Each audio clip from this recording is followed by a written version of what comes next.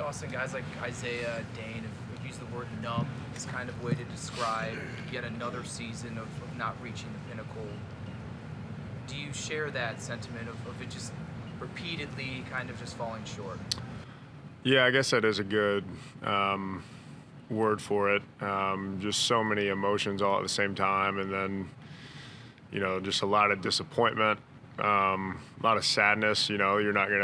The team will look completely different next year.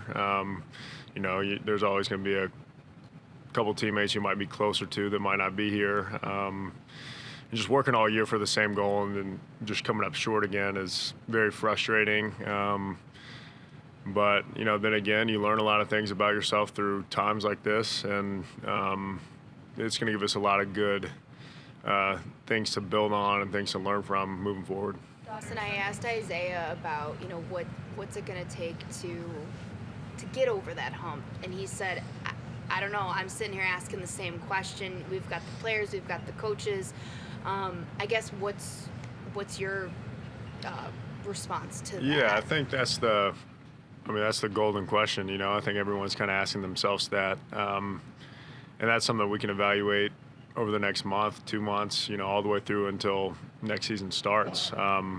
And we have incredible people in this building from top to bottom, and they're going to do a great job figuring that out. Our locker room's super close. We love our coaches. We love the leadership of this team. So I don't think there's any one thing that pops out immediately, but that's why it's an important question, because it'll take some digging to get to the bottom of it. But I think I'm speaking for the whole locker room when I say that we have faith in the people trying to fix the problems.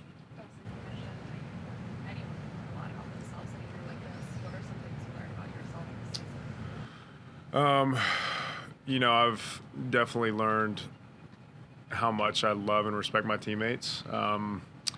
They've been there through everything that's happened this season. Been very thankful for, that group of guys in that locker room, and then the coaches too. From Sean to my tight end coach, Rob Boris, to Coach Dorsey.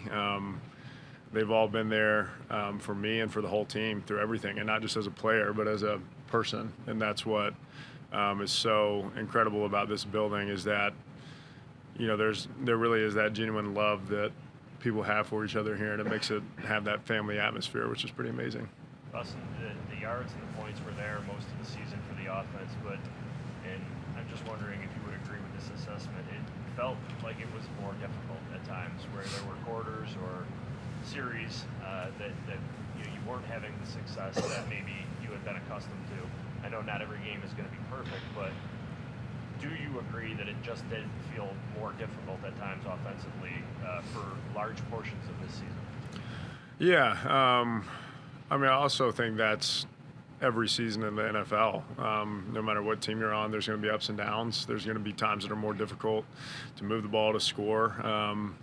But that's also something that's kind of hard to put your finger on one specific thing. There were times that I struggled personally throughout the year with different things. But as an offense, I think it's, everyone has to be doing their 1/11th every play perfectly to execute, to move the ball down the field, to score points, and that's what we strive for.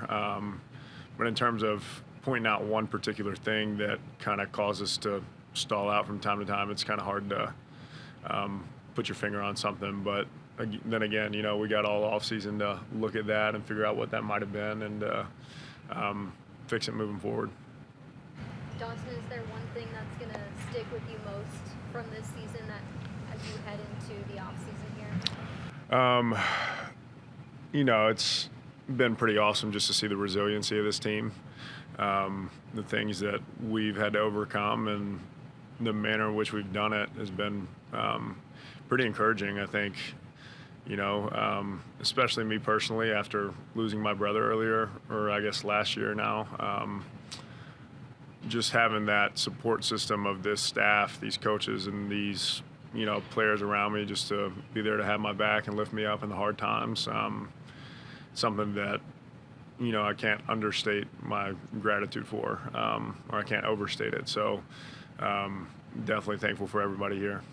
Micah and Roger both said they felt maybe the team just kind of ran out of gas with everything that happened this year. And obviously with you personally, it was maybe even more so with what you went through.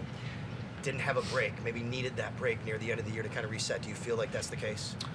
Yeah, I mean, it did feel like we just kind of stalled from an energy standpoint yesterday. I mean, the energy was definitely there to start the game.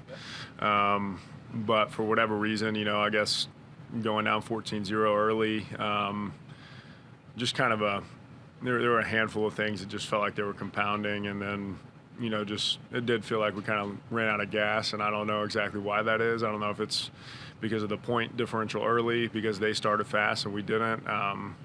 You could look at all the things we've had to overcome, and maybe you could say those were in the back of our mind as well. But it's another thing we're just going to have to evaluate as the months go on from here. Steph seemed to really struggle with it yesterday. Obviously, Isaiah was talking about, when you're competitive, you want the ball.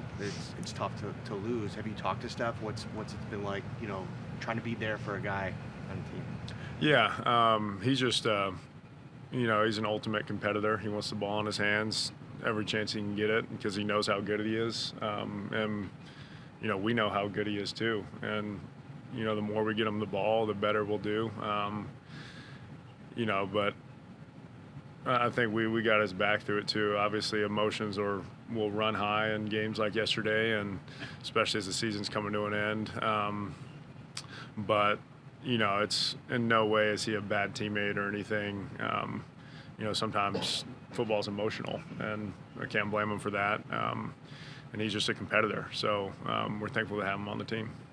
Came in with Devin Singletary, and his contract is up. We got the extension. So, what is that feeling like potentially not having Devin Singletary in the building after we came in? Yeah, obviously, we would love to keep him. I have no idea what that looks like. Thankfully, it's not my job to worry about it. But I love the guy. He's an incredible football player, an incredible person. We just finished up year 4 together, so I'd love for that to keep going. If it was up to me, he'd be here. But yeah, I guess, thankfully I don't have to make those decisions. How nice is it for you to know that you're here, the contract stuff is done, you can kind of go into this offseason knowing this is where your roots are and where you're going to be for a while? Yeah, couldn't be more thankful to be locked in here. I want to be here my entire career. I would have signed a 10-year extension if they would have given it to me. So definitely thankful to already have moved past that and not have to worry about it.